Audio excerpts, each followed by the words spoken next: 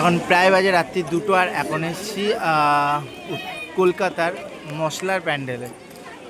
এটা হলো গিয়ে 66 পল্লী, যারা এবছর পুরোপুরি মশলা দিয়ে নিজেদের প্যান্ডেলটাকে ভরে তুলেছে।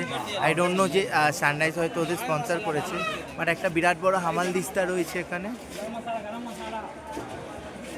বিরাট বড় হামাল দিস্তা, যত রকমের মশলা দিয়ে পুরো প্যান্ডেলটাকে তৈরি করা হয়েছে।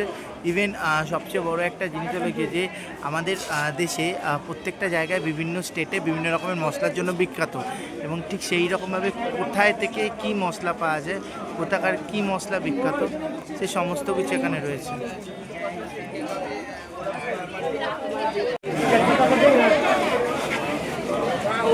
এটা শুধুমাত্র এখন থেকে নয়, যুগ যুগ ধরে কিন্তু ভারতের মশলা সারা পৃথিবী বিখ্যাত, এবং সেইটা দিয়ে কিন্তু পুরো প্যান্ডেল সাজিয়ে তোলা হয়েছে।